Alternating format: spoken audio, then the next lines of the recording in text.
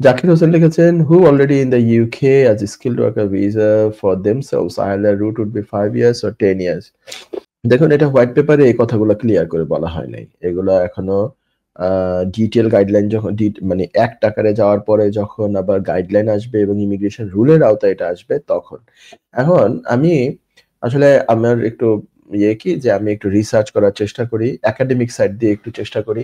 Immigration rule appendix skilled worker, আপনি যেহেতু কোয়েশ্চেনটা করেছেন 5 বছরের রুটে স্কিলড ওয়ার্কারে যারা আছে তাদের এখন তো তারা 5 বছরের রুটে আছে, কিন্তু তাদের কি আবার যদি রুল ল চেঞ্জ হয়ে যায়, যেমন উনি 3 বছর কমপ্লিট করেছেন, এখন ল চেঞ্জ হয়ে গেল হঠাৎ করে, তাহলে ওনাকে কি 5 বছরে না 10 বছর পুরো করতে হবে?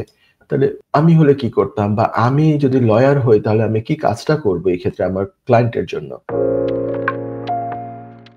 ইমিগ্রেশন রুলসে আমি নিয়ে যাচ্ছি একটু আপনাদেরকে। আজকে এগুলো নিয়ে একটু বেশি আলোচনা হবে। Immigration rules appendix skilled worker. এখানে যদি যাই, এখানে স্কিলড ওয়ার্কারের সমস্ত রুলগুলা, বর্তমানে রুলগুলা আছে। এইখানে হচ্ছে settlement as a skilled worker. এখানে সেটেলমেন্টের কথাগুলো কিভাবে সেটেলমেন্ট পাওয়ার জন্য কত সময় থাকতে হবে, এখানে qualifying period requirements for settlement as a skilled worker. The applicant must have spent a continuous period of 5 years in the UK. The 5 years continuous period must consist of time with permission, not as a dependent or any combination, এটা combination হতে পারবে না, of the following routes, এই যে এই সমস্ত roots, এই সেই। তো এইটা গেল। এখন আজকে আপনারা আজকে বা গত 1 বছর আগে, 3 বছর আগে, 2 বছর আগে যারা স্কিলড ওয়ার্কার ভিসা এই দেশে এসছেন, এখনো ঢুকবেন, আগামী কয়েকদিনের মধ্যেও যারা ঢুকবেন, রুল চেঞ্জ হওয়ার আগ পর্যন্ত, তারা এই যে এই ইমিগ্রেশন রুলটা পাবলিশ করে রেখেছে হোম অফিসের ওয়েবসাইটে, এইটা দেখে এই অনুযায়ী এইটার প্রত্যেকটা জিনিস তাকে মিট করতে হচ্ছে। ভ্যালিডিটি রিকোয়ারমেন্টস, তারপরে হচ্ছে গিয়ে কি সুইটেবিলিটি রিকোয়ারমেন্টস, এলিজিবিলিটি রিকোয়ারমেন্টস, হ্যাঁ, এই সমস্ত কিছু মিট করে ওনাকে স্কিলড ওয়ার্কার ভিসা পেতে হচ্ছে।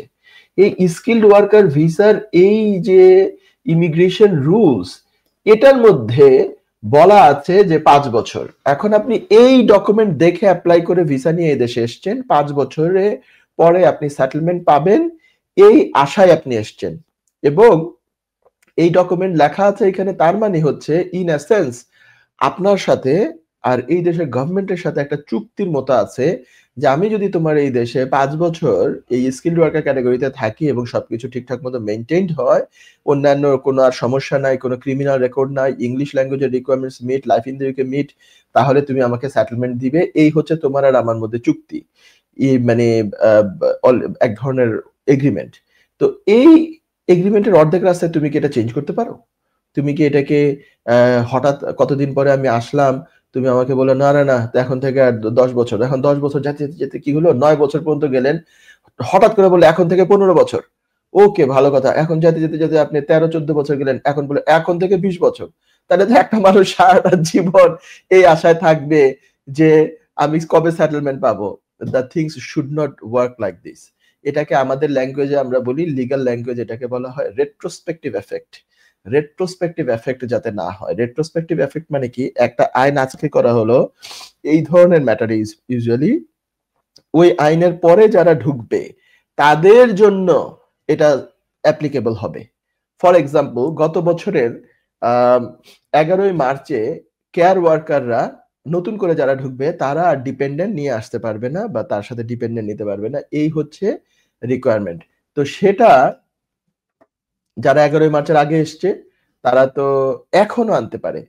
ফর এক্সাম্পল, কেউ 2023 সালে কেয়ার ওয়ার্কার ভিসায় ঢুকেছে, উনি কি করলো, তখন উনি সিঙ্গেল ছিলেন, এখন উনি দেশে গেলেন, বিয়ে করলেন, এখন উনি কি ডিপেন্ডেন্ট আনতে পারবেন? হ্যাঁ পারবেন, কারণ উনি 11ই মার্চের আগে ঢুকে গেছেন। তো এমনকি 11ই মার্চের পরে আগে ঢুকেছিলেন, ইদানিং আবার একটা এক্সটেনশনও হয়েছে, উনিও পারবেন, কারণ উনি প্রথম কেয়ার ওয়ার্কার ভিসায় 11ই মার্চের আগে ঢুকেছেন। আবার 11ই মার্চের পরে যারা ঢুকছেন তারা আর পারবেন না। তার মানে কি, অলরেডি যে আগের আইনে ঢুকে গিয়েছে তার জন্য আগের আইন বলবৎ। তেমনি ভাবে ওই যে স্যালারি রিকোয়ারমেন্ট, এটা যেটা 4 এপ্রিলের আগের যারা অলরেডি ঢুকে গেছে তাদের জন্য এক্সটেনশনের ক্ষেত্রে এক ধরনের রিকোয়ারমেন্ট, ওদেরটা খুব একটা বাড়ে নাই, কিন্তু নতুন করে যারা ঢুকবে এই 4 এপ্রিলের পরে গত বছর তাদের জন্য অনেক হাই থ্রেশহোল্ড। ঠিক আছে, ডিফারেন্স আছে এর মধ্যে। তো রেট্রোস্পেক্টিভ এফেক্ট দেওয়া যাবে না, এইটা একটা। এমনকি স্পেসিফিক সিমিলার সিনারিওতে আজ থেকে আমি যদি বলি 2000 এটা 5-6 এর ঘটনা, আজ থেকে প্রায় 18-20 বছর আগের ঘটনা। আমি তখন প্র্যাকটিস শুরু করেছি। আমি লাইসেন্স নিয়ে প্র্যাকটিস করি 2007 সাল থেকে। তো তখন একটা কেস ল ছিল। তখন HSMP ভিসায় মানুষজন এসেছিল।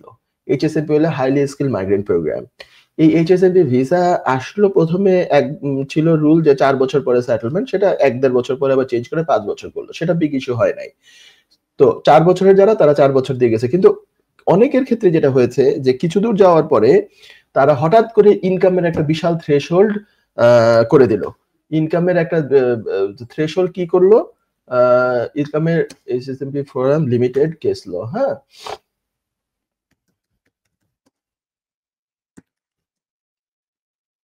তো ইনকাম 4000 তখন করেছিল আমার মনে আছে। তো HSMP ফোরাম লিমিটেড তখন একটা করলো, তখন এরা সবাই কোর্টে গেল যে আমাদের এখন সেটেলমেন্টের জন্য তোমরা আমাদেরকে এইটা করে দাও। HSMP ফোরাম লিমিটেড তখন এটা জুডিশিয়াল রিভিউর মধ্যে এটা তারা উইন করে আসলো যে না, যারা অলরেডি আগের আইনে ঢুকে গিয়েছে HSMP ভিসায়, তারা ওই ইনকামের যে থ্রেশহোল্ড এটা তাদের জন্য প্রযোজ্য না। এই কেস লটা আমার মনে আছে খুব ভালো করে, কারণ এটা আমার প্র্যাকটিসের একদম শুরুর দিককার একটা ঘটনা এবং খুবই এটা তখন আমি HSMP অনেক ভিসা ডিল করেছি আল্লাহর রহমতে, এবং তখন এই কেস ল আমরা ইমপ্লিমেন্ট করেছিলাম, এই কেস ল আমরা ইউজ করতাম খুব বেশি। তো সেম হতে পারে যদি এই হোম অফিস আপনাদের মতো যারা 5 বছর রুটে এসছেন তাদেরকে একটা স্টেজের পরে হঠাৎ করে বলে বসে যে না 5 না 10 বছর, এদের জন্য 10 বছর প্রযোজ্য, আগের মানুষদের জন্য 10 বছর প্রযোজ্য, দেন ইট উইল বি এ মানে লিগ্যাল একটা মানে ব্লান্ডার হয়ে যাবে এবং এটা চ্যালেঞ্জ হবে তখন কোর্টে, এবং কোর্টে যদি চ্যালেঞ্জ হয় তাহলে হোম অফিস হারার কথা। তো আমি আপনাকে আজকের উত্তরে আমি এটা এইভাবে বলবো যে হোয়াইট পেপার মাত্র পাবলিশ হয়েছে, detail immigration rule and guidance যতক্ষণ পর্যন্ত না আসছে ততক্ষণ পর্যন্ত আমরা একটু ওয়েট এন্ড সি। আপনাদের জন্য হওয়ার কথা না, আমার জেনারেল আমার ব্যাকগ্রাউন্ড, আমি যে আমার যতটুকু অভিজ্ঞতা অর্জন করেছি সেটার প্রেক্ষিতে আমি বলছি যে আপনার জন্য এটা হওয়ার কথা না। যারা অলরেডি 5 বছরের রুটে আছেন তারা 5 বছর কমপ্লিট করতে পারবেন, নতুন করে যারা ঢুকবেন তাদের জন্য 10 বছর হওয়ার কথা। বাট আমার এই কথাটাকে ফাইনাল কথা ধরবেন না, কারণ it is only a white paper at this moment. We have to wait until it becomes a law, it becomes an act, and a new immigration rule is published and guidance is also published in line with this new act. ঠিক আছে, আপনি একটু অপেক্ষা করেন, তবে আশা করি এই ধরনের হবে না, 5টা 5ই থাকবে। যুক্তরাজ্যের ভিজিটর ভিসা নিয়ে দুশ্চিন্তা? আপনার আত্মীয় বা বন্ধুর ইউকে ভিজিটর ভিসা রিফিউজড হয়েছে? আপনি কি জানেন হোম অফিসের এই সিদ্ধান্তের বিরুদ্ধে জুডিশিয়াল রিভিউ করা যেতে পারে? উইলডেন লিগ্যাল সলিসিটার্স নিয়ে এলো ইউকে ভিজিটর ভিসা রিফিউজালের বিরুদ্ধে নো উইন নো ফি বেসিসে জুডিশিয়াল রিভিউ করার ব্যবস্থা। জি, ঠিকই শুনেছেন, নো উইন নো ফি। তার মানে আপনি আমাদের ফি শুধুমাত্র তখনই পে করবেন যখন আমরা আপনার জুডিশিয়াল রিভিউতে সফলতা এনে দিতে পারবো। আমাদের রয়েছে দীর্ঘদিনের অভিজ্ঞতা সম্পন্ন দক্ষ ইমিগ্রেশন সলিসিটার্স, যারা সর্বোচ্চ গুরুত্ব সহকারে আপনার জুডিশিয়াল রিভিউ পরিচালনা করবে। বিস্তারিত তথ্যের জন্য যোগাযোগ করুন 0207 423 9977। Wilden Legal Solicitors, your trusted law firm.